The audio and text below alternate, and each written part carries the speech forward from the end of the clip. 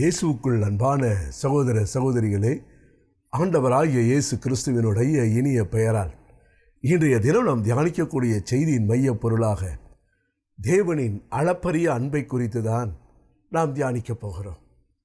நாம் ஆண்டவராகிய இறைவன் எப்படிப்பட்டவரா என்று நாம் விவிலியத்திலே பார்க்கின்ற பொழுது பவுல் அடிகளார் சொல்லுகிறார். 1 தீமோத்தேயு புஸ்தகம் 6வது அதிகாரம் 16 உள்ள திருவசனத்திலே, அவர் ஒருவரே சாவை அறியாதவர், அணுக முடியாத ஒளியிலே வாழ்கின்றவர், அவரை கண்டவர் எவரும் இல்லர், யாரும் காணவும் முடியாது. காணக்கூடாத ஒரு ஒளியிலே வாழ்கின்ற அந்த இறைவனைத்தான் இந்த உலகத்தின் மீது அன்பு செய்த விண்ணக தந்தையாக இருக்கிற இறைவன் இந்த உலகத்திற்கு அவரை நமக்கு தந்தார். என் அன்புக்குரிய சகோதர சகோதரிகளே, இன்றைக்கு ஏன் ஆண்டவர் நம் மீது இவ்வளவு அன்பு கொள்ள வேண்டும், எதற்காக நம் மீது இவ்வளவு நேசத்தை அவர் வைக்க வேண்டும் என்று நீங்கள் பார்க்கின்ற பொழுது ஏசாயா இறைவாக்கினர் சொல்லுகிறார். ஏசாயா புஸ்தகம் 53வது அதிகாரம் 6 உள்ள திருவசனத்திலே, ஆடுகளைப் போல நாம் அனைவரும் வழி தவறி அலைந்தோம், நாம் எல்லோரும் நம் வழியே நடந்தோம், ஆண்டவரோ நம் அனைவரின் தீச்செயல்களையும் அவர் மேல் சுமத்தினார் என்று. பிரியமானவர்களே, ஏன் ஏசாயா இறைவாக்கினர் ஆடுகளை ஒரு ஓமையாக உருவகமாக சொல்ல வேண்டும் என்று பார்க்கின்ற பொழுது, பிரியமானவர்களே, இன்றைக்கு நம் வீட்டிலே வளர்க்கக்கூடிய செல்ல பிராணிகளாக இருக்கக்கூடிய நாயை பார்க்கலாம், பூனையை பார்க்கலாம். அது வழி தவறி போனினாலும் கூட அதனுடைய அறியும் திறனை வைத்து கொண்டு அது மீண்டும் தன்னுடைய இல்லத்திற்கோ தான் விட்டு வந்த இடத்திற்கோ வந்துவிடும். ஆனால் ஆடுகளுக்கு பிரியமானவர்களே, அதற்கு அந்த திரும்பி வரக்கூடிய ஆற்றல் கிடையாது, அந்த மோப்ப சக்தி கிடையாது. அது அந்த மேய்ப்பனை விட்டு விலகி போனது என்றால் அதற்கு வழி தெரியாத ஒரு சூழ்நிலை இருக்கிறது. ஆதலால் தான் ஏசாயா இறைவாக்கினர் சொல்கிறார், ஆடுகளைப் போல நாம் அனைவரும் வழி தவறி அலைந்தோம், நாம் எல்லோரும் நம்படியே நடந்தோம் என்று. நம்மளுடைய சுயத்தின்படி, நம்மளுடைய விருப்பத்தின்படி, ஆண்டவருடைய திருவுளத்தை அறியாமல் இந்த உலகத்திலே வாழ்ந்து பாவங்களும் சாபங்களும் நம்மளை ஆட்கொண்டு இன்றைக்கு மனப்போன போக்கிலே நாம் வாழ்ந்து கொண்டு இருக்கிறோம். அப்படி வாழ்ந்து கொண்டிருக்கிற நம் ஒவ்வொருவருடைய பாவங்களையும் தான் விண்ணக தந்தையாக இருக்கக்கூடிய இறைவன் தன்னுடைய மகன் மீது சுமத்துகிறார். நீங்கள் பாருங்கள், ஒரு ஆடுகள் அந்த ஆயரை விட்டு விலகி போகின்ற பொழுது அது எதிரிகளால் தாக்கப்படுகிற ஒரு சூழ்நிலை வரலாம். சில நேரம் சிங்கம் இருக்கலாம், கரடி வரலாம், புலி வரலாம். ஆனால் இவைகளுக்கெல்லாம் பார்த்தீர்கள் என்றால் தற்காப்பு செய்யக்கூடிய கைகளிலே நகங்கள் இருக்கிறது. ஆனால் இந்த ஆடுகளுக்கு நகங்களாம் கிடையாது. ஏதாவது ஒரு மிருகங்கள் வந்து விட்டால் இது பலியாகத்தான் ஆக வேண்டும். ஆதலால் தான் பிரியமானவர்களே, ஆடுகளைப் போல வழி தவறி சென்ற நம்மை நல்ல மெய்ப்பனாக இருக்கக்கூடிய இயேசு தேடி வந்தார். தேடி வந்தது மட்டுமல்ல, நம்மளுடைய பாவங்களை எல்லாம் அவர் சுமந்தார். இன்றைக்கும் கடவுள் உங்களையும் என்னையும் அளப்பரிய அன்பினால் நிரப்பி கொண்டிருக்கிறார். உங்களையும் என்னையும் ஆண்டவர் அளப்பரிய ஆசீர்வாதங்களினாலும் அவருடைய நேசத்தாலும் நம்மை ஒவ்வொரு நாளும் பாதுகாத்து கொண்டு வந்திருக்கிறார். பாரம்பரிய ஒரு கதை ஒன்று உண்டு பிரியமானவர்களே. ஒரு அரசவை வாழ்ந்த காலத்தில் ஒரு மனுஷன் மிகப்பெரிய ஒரு கொலை குற்றத்தை செய்து அவன் குற்றவாளியாக அவன் சிறையில் அடைக்கப்படுகிறான். ஆனால் அதே சிறையில் பார்க்கின்ற பொழுது ஒரு குற்றமும் செய்யாத ஒருவன் அந்த இடத்திலே பல குற்றங்கள் சுமத்தப்பட்டு சிறையில் கிடைக்கிறான். இந்த இருவரும் சிறையில் இருக்கிறார்கள். இருவரும் சிறையில் இருக்கின்ற பொழுது இருவர்களுக்கு இடையே நட்பு வருகிறது, அன்பு வருகிறது. ஒருவர் தங்களுடைய வாழ்வில் வரக்கூடிய அந்த பிரச்சனைகளை, ஏன் இந்த சிறைக்கு வந்தோம் என்பதை ஒருவர் பகிர்ந்து கொள்கிறார்கள். அப்படி பகிர்ந்து கொள்கின்ற பொழுது அந்த மரண தண்டனை கைதி சொல்லுகிறான், என்னுடைய கோபத்தினால், என்னுடைய வெறுப்பினால், என்னுடைய சுயநலத்தினால் நான் கொலை செய்ததினால் இன்றைக்கு நான் மரண தண்டனை கைதியாக இருக்கிறேன். எனக்கு இன்னும் 2 வாரத்தில் மரண தண்டனை நிறைவேற்றப்பட போகிறது. என் குடும்பத்தை பார்க்க வேண்டும் என்று ஆசையாக இருக்கிறது. என் மனைவி பிள்ளைகளிடத்தில் நான் மன்னிப்பு கேட்க வேண்டும் என்று இருக்கிறது.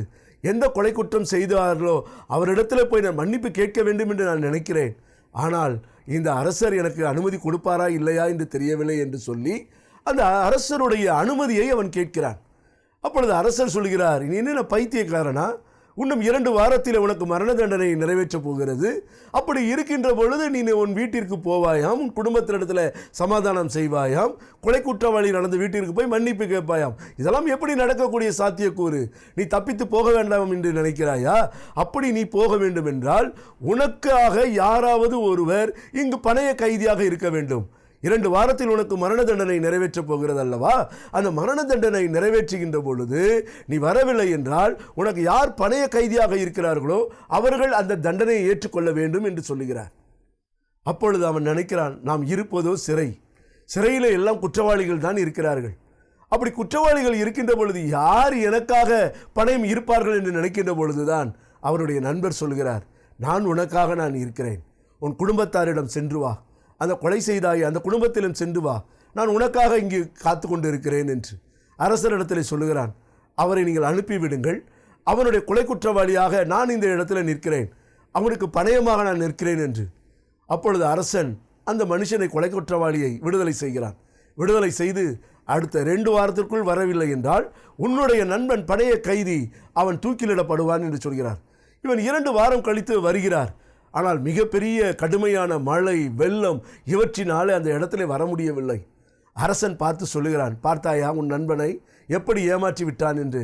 அவன் ஒரு கொலை குற்றவாளி ஆயிற்றே, அவன் இஷ்டத்துக்கு அவன் நடந்துக்கிட்டு இருந்திருப்பான், அதனால தான் இப்படி ஆயிடுச்சு.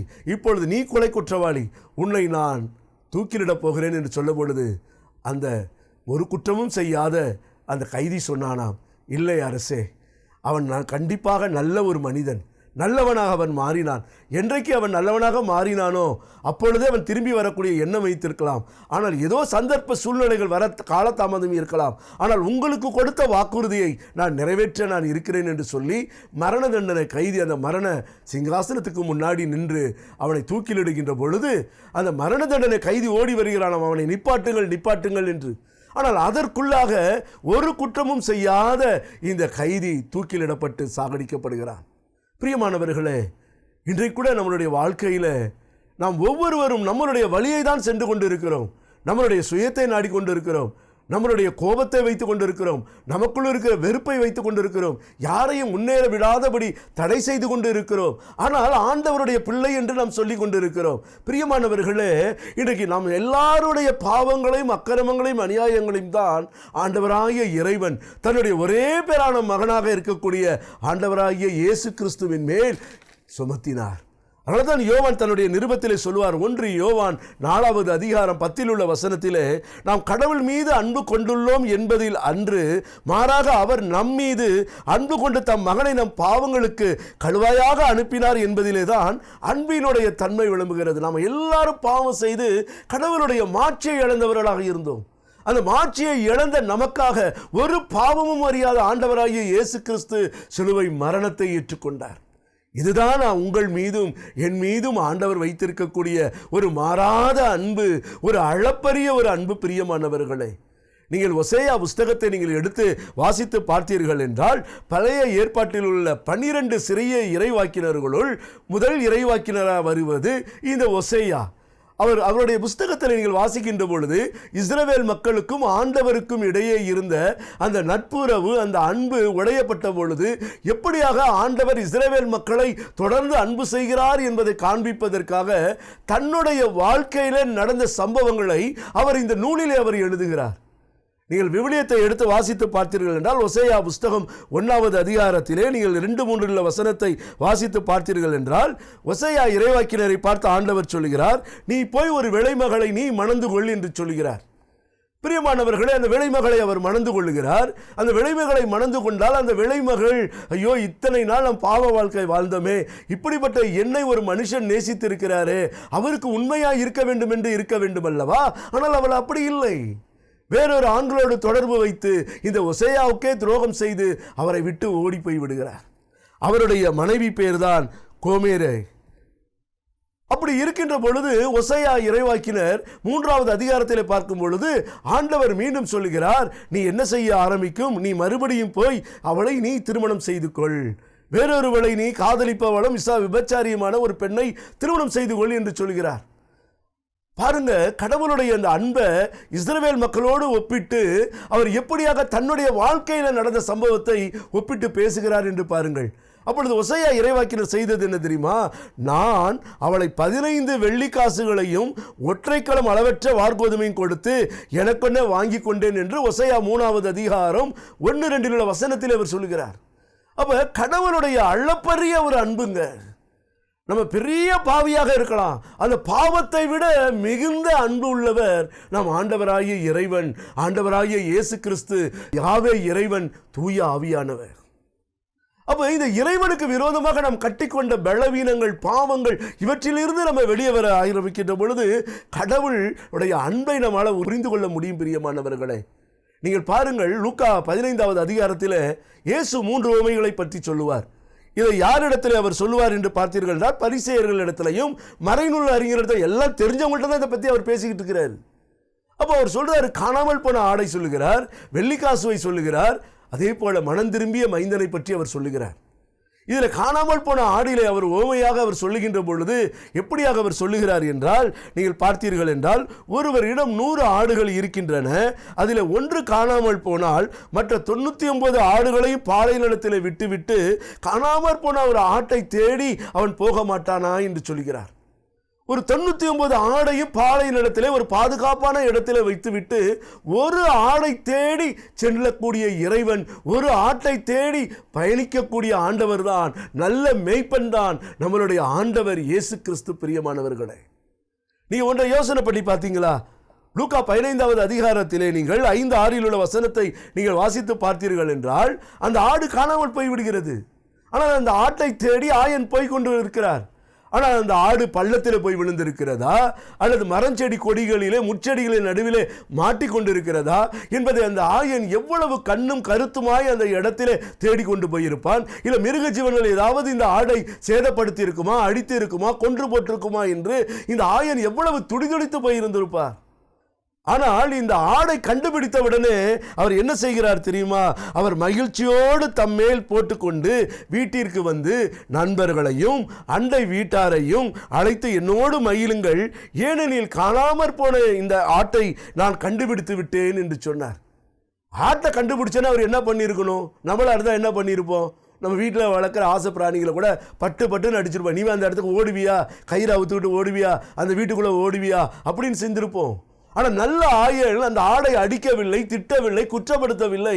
மாறாக தன்னுடைய தோள் மேலே போட்டுக்கொண்டு தன்னுடைய நண்பர்களை அழைத்து என்னோடு கூட சேர்ந்து மகிழுங்கள் என்று சொல்கிறார். பிரியமானவர்களை, இதுதாங்க கடவுளுடைய அன்பு. இந்த உலகத்தில் எத்தனை கோடி மக்கள் இருக்கிறாங்க, எத்தனை கோடி மக்கள் இருந்தாலும் ஒவ்வொரு மனிதர்களுடைய ஆன்மாவும் அவருடைய பார்வையில் விலை மதிக்க முடியாதது. ஒவ்வொரு ஆன்மாவையும் நம் ஆண்டவராகிய இறைவன் இயேசு கிறிஸ்து அன்பு செஞ்சு கொண்டு இருக்கிறாருங்க. அதை நம்ம புரிந்து கொள்ளணும். இன்னைக்கு தவக்காலம் வந்தால் பல இடங்களில் தியானங்கள் நடக்கிறது, பல இடங்களில் ஆண்டவருடைய அன்பை பற்றி பேசுகிறோம். ஆனால் அவருடைய அன்பை உண்மையாய் நாம் உணர்கிறோமா? அவருடைய அன்பில் நிலைத்து நிற்கிறோமா? அவருடைய அன்புக்குள்ளே நம்ம வாழ்ந்து கொண்டு இருக்கிறோமா? எத்தனை தியானங்கள், எத்தனை நற்செய்தி பெருவிழாக்கள் இவை இருந்தும் ஏன் இன்னும் மனமாறவில்லை? நாம் காணாமல் போன ஆடுகளாய் இருந்தாலும் நல்ல ஆயனாய் இருக்கக்கூடிய இயேசு நம்மை தொடர்ந்து அன்பு செய்து கொண்டிருக்கிறார். அதான் எரேமியா புஸ்தகத்தை நீங்கள் எடுத்து வாசித்து பார்த்தீர்கள் என்றால் 31:3 சொல்கிறது, உனக்கு நான் முடிவில்லாத அன்பு காட்டியுள்ளேன், எனவே பேரன்பால் உன்னை நான் ஈர்த்துள்ளேன் என்று சொல்லுகிறார். எவ்வளவு ஒரு அன்பு நிறைந்த தெய்வம் பார்த்தீர்களா? எவ்வளவு ஒரு இரக்கம் நிறைந்த தெய்வம் பார்த்தீர்களா? அவருடைய பிரசன்னம், அவருடைய அளப்பரிய அன்பு எவ்வளவு உயர்ந்தது என்பதை நீங்கள் பார்த்தீர்களா? பிரியமானவர்களே, நீங்கள் தொடர்ந்து நீங்கள் பார்த்தீர்கள் என்றால் விவிலியத்திலே யோவான் புஸ்தகம் 8வது அதிகாரத்திலே நீங்கள் பார்க்கலாம். விபச்சாரத்திலே கையும் மெய்யுமாக பிடிக்கப்பட்ட பெண்ணை இயேசுவினிடத்தில் என்ன செய்கிறார்கள்? மறைநூல் அறிஞர்களும் பரிசேயர்களும் கொண்டு வராங்க. இயேசு பாருங்க யாரை ரொம்ப சாடுறாரு? மறைநூல் அறிஞர்களையும் பரிசேயர்களையும் இந்த சதுசேயர்களையும் தான் அவர் ரொம்ப சாடிக்கிட்டு இருப்பார். ஏன்னா இவங்க எல்லாம் கடவுளுடைய மோச சட்டங்களை எல்லாம் பேசுவாங்க, கொள்ளுவாங்க, செய்வாங்க. அதை என்ன செய்ய மாட்டாங்க? தன்னுடைய வாழ்நாளில் அவங்க தங்களுக்கு கடைபிடிக்க மாட்டாங்க. அதை மக்களுக்கு தான் நினைப்பாங்களே ஒழிய அது தங்களுக்கும் உரியது என்று நினைக்க மாட்டார்கள். அப்போ இவர்கள் வந்து இயேசுவினிடத்தில் சொல்கிறார்கள், மோசேயின் சட்டத்தின்படி இவர்கள் எப்படிப்பட்டவர்கள்? கையும் களவுமாக இந்த பெண் பிடிக்கப்பட்டால் இவளை கல்லால் எறிந்து கொல்லப்பட வேண்டும் என்ற பொழுது இயேசு சொல்றாரு, ஒவ்வொரு ஆன்மாவும் அவருக்கு முக்கியம் அல்லவா? ஒவ்வொரு ஆன்மாவையும் அவர் அன்பு செய்து கொண்டிருக்கிறார் அல்லவா? இந்த உலகத்தில் யாரையும் அவர் வெறுத்து தள்ளவில்லையே, யாரையும் அவர் புறம் தள்ளவில்லையே. அந்த விலை மதிக்க முடியாத ஆன்மாவை பார்க்கிறார். உன்னுடைய சந்தர்ப்ப சூழ்நிலையில வேணா நீர் ஒரு விபச்சார பாவத்தில் நீ போய் விழுந்திருப்ப, ஆனா இன்னைக்கு நான் உன்னை மன்னிக்க காத்து கொண்டிருக்கிறேன் என்று சொல்லி என்ன செய்கிறார்? தன்னுடைய அன்பால் அவர்களை பார்த்து சொல்கிறார், உங்களிலே பாவம் இல்லாதவன் முதலிலே அவள் மீது கல்லெறியட்டும் என்று சொல்கிறார். பெரியவர்கள் முதல் எல்லாருமே கற்களை கீழே போட்டு விட்டு போய்விட்டாங்க. இயேசு ஒரு பாவமும் அறியாதவர் தானே. அவர் கல்லாயை எடுத்து அறிந்திருக்கலாம் அல்லவா? இல்லை திட்டி இருக்கலாம் அல்லவா? உனக்கு அறிவு இல்லையாமான்னு திட்டி இருக்கலாமா? ஒன்றுமே செய்யல. யாரும் உனக்கு தீர்ப்பிடவில்லையா என்றார். அவங்க சொல்றாங்க, யாரும் எனக்கு தீர்ப்பிடலை, நானும் உன்னை தீர்விடேன். எவ்வளவு ஒரு அன்புங்க, எவ்வளவு ஒரு பாசங்க. ஒவ்வொரு ஆன்மாவும் அவருக்கு விலை மதிக்க முடியாததுங்க.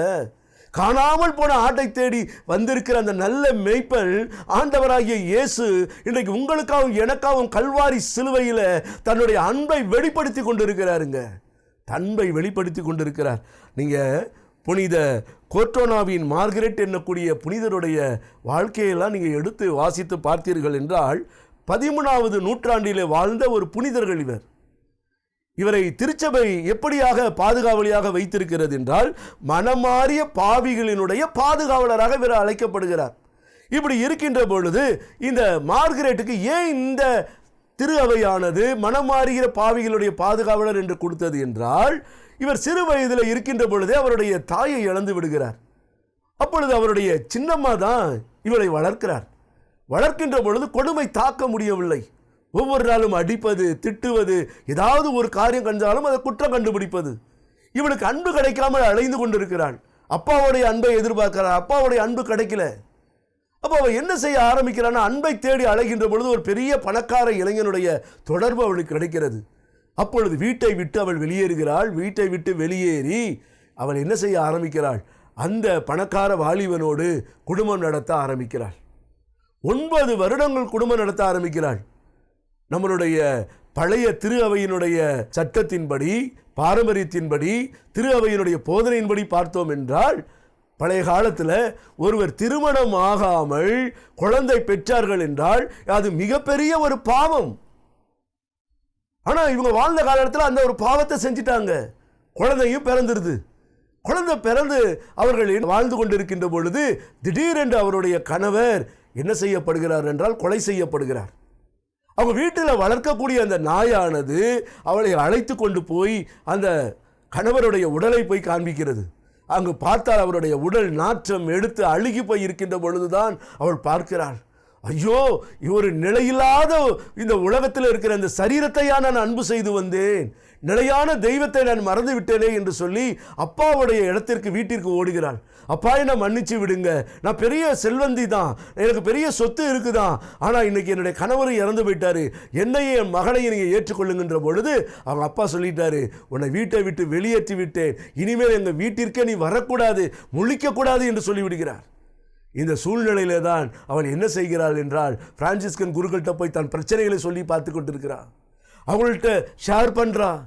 அந்த சூழ்நிலையில் அவருடைய உள்ளத்தில் வருகிறது, நான் எவ்வளவு பெரிய பாவத்தை திருச்சபைக்கு விரோதமாக நான் செய்திருக்கிறேன், திருமணம் ஆகாமலேயே வாழ்ந்து குழந்தை பெற்றிருக்கிறேனே, அப்படி என்றால் இந்த பாவத்தை நான் பகிங்கரமாக எல்லார் முன்னாடியும் நான் அறிக்கை செய்ய வேண்டும் என்று சொல்லி அவர் என்ன செய்கிறார் என்றால், தன்னுடைய சொந்த ஊராக இருக்கக்கூடிய லாவியோனாவிலே சென்று அங்கே இருக்கிற பப்ளிக், அங்கே இருக்கக்கூடிய பொதுமக்களுடைய மத்தியிலே தன்னுடைய கழுத்திலே கயிறை கட்டி கொண்டு அவள் சொல்லுகிறாள், நான் ஒரு மிகப்பெரிய பாவத்தை செய்தேன், திருமணம் ஆகாமலேயே கூடி வாழ்ந்தேன், எனக்கு 9 வயது மகன் இருக்கிறார், இப்பொழுது என்னுடைய பாவத்திற்காக என் ஆண்டவரே, என் இயேசுவே, என்னை மன்னியுங்க, மக்களே என்னை மன்னிங்க என்று பொது பாவ மன்னிப்பை அவள் ஒரு மக்கள் மத்தியிலே அவள் ஏறெடுக்க ஆரம்பிக்கிறார். பிரியமானவர்களே, நீங்கள் பார்த்தீர்கள் என்றால் அவருடைய வாழ்க்கையில தன்னுடைய ஆடம்பரத்தை எல்லாம் அவர்கள் வெறுத்து 29 ஆண்டுகள் கடுமையான தவத்திலே, ஏழைகளுக்கு வாழ்ந்து தவத்திலே இருந்து அவர்கள் என்ன செய்கிறார்கள் தெரியுமா?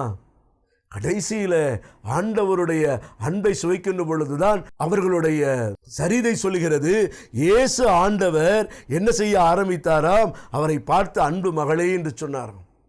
திருத்தந்தை 13ஆம் பெனடிக்ட் அவர்களால் கிபி 1728ஆம் ஆண்டு திரு அவையால் புனிதராக உயர்த்தப்பட்டார். உலகத்தால பாவியா முத்திர குட்டப்பட்டவர் ஆண்டவரால் புனிதராக உயர்த்தப்பட்டாருங்க. இந்த அன்பை நீங்களும் நானும் ருசிக்க வேண்டும். அந்த கல்வாரி அன்பை நினைத்து பார்ப்போம். கண்களை மூடி ஜெபிப்போமா? ஆண்டவரிடத்தில் ஒப்பு கொடுப்போம். ஆண்டவரிடத்தை நோக்கி மன்றாடுவோம். எங்களை நேசிக்கிற அன்பின் பரலோக பிதாவாகிய தெய்வமே, இந்த நிகழ்ச்சிகளை பார்த்து கொண்டிருக்கிற நம்முடைய பிள்ளைகள் ஒவ்வொருவர் மேலேயும் ஆண்டவரே கல்லான இதயத்தை எடுத்துவிட்டு கனிவுள்ள இதயத்தை நீர் கொடுத்து கொண்டு இருக்கிறீரே, உம்முடைய அன்புக்கு விரோதமாக, உம்முடைய பிரசன்னத்திற்கு விரோதமாக, உம்முடைய இரக்கத்திற்கு விரோதமாக ஒரு காணாமல் போன ஆடுகளாய் நாங்கள் வழி தவறி போனோம். ஆண்டவரே, வழி தவறி போன எங்களுக்காக ஒரு பாவமும் அறியாத நீர் எங்கள் மீது வைத்திருக்கிற அளப்பரிய அன்பினால், தந்தையினுடைய அளப்பரிய அன்பினால், தூய ஆவியானவருடைய அளப்பரிய அன்பினால் எங்களை தொடர்ந்து நேசித்து ஆண்டவரே இந்த நேரம் வரைக்கும் எங்களை அன்பு பிள்ளையாக நீர் பார்த்து கொண்டிருக்கிறீரே. ஆண்டவரே, நாங்கள் உமக்கு துரோகம் செய்தவர்களாய் இருந்தாலும் 1 யோவான் 4வது அதிகாரம் 9 உள்ள வசனத்திலே சொல்லும்படி ஆண்டவரே, நாங்கள் வாழ்வு பெறும் பொருட்டு தன்னுடைய ஒரே பேரான மகனை கொடுக்கும் அளவிற்கு கடவுள் இந்த உலகத்தின் மீது அன்பு கூர்ந்தார் என்று சொன்னதை போல எங்களை வாழ வைக்க நீர் உம்முடைய அன்பினால் சிலுவை மரணத்தை ஏற்றீரே. அந்த அன்பை நாங்கள் நினைத்து பார்க்கிறோம். இதோ ஆண்டவரே, உம்முடைய அன்பினால் எங்களுடைய உள்மனதில் இருக்கக்கூடிய வேதனை, துன்பங்கள், காயங்கள், நோய்கள், மன பிரச்சனைகள் எல்லாம் உம்முடைய திருப்பெயரால் ஆண்டவரே உம்முடைய அன்பினால் மாறும்படியா இந்த வேளையில் நாங்கள் ஜெபிக்கிறோம். ஆண்டவரே, உம்முடைய அற்புதங்களும் ஆணிப்பட்ட கரங்களும் எங்களுடைய வாழ்விலே எங்களுடைய சரீரங்களை தொடுவதாக. இந்த நிகழ்ச்சி ஒளிபரப்ப உதவிய திருமதி கிளாடிஸ் செல்வராஜ், திருமதி ரெஜினா பிலிப்ஸ், திருமதி பிரிஜிட் கிறிஸ்டிராயன், திருமதி பன்னீர் நிர்மலா, திருமதி சாரால் பிரியா, திரு பத்ரோஸ், ஆண்டவரே இந்த குடும்பங்களை நீர் அபரிதமாய் ஆசீர்வதியும். ஆண்டவரே, மற்றும் உலக நாடுகளிலே பார்த்து கொண்டிருக்கக்கூடிய உம்முடைய பிள்ளைகளுடைய வாழ்க்கையிலும் உம்முடைய அன்பை உணர்ந்து ஆண்டவரே உமக்குள் இன்னும் அநேக நன்மைகளையும் ஆசீர்வாதங்களை பெற்றவர்களாக அல்ல, உம்மை பற்றி எடுத்துரைக்கக்கூடியவர்களாய் மாறும்படியாக இந்த வேளையில் ஜெபிக்கிறோம். இவையெல்லாவற்றையும் ஆண்டவர் மீட்பரும் இயேசு கிறிஸ்துவினுடைய ஒப்பற்ற திருப்பெயரால் ஏறெடுக்கிறோம் எங்கள் நல்ல தந்தையே. ஆமென்.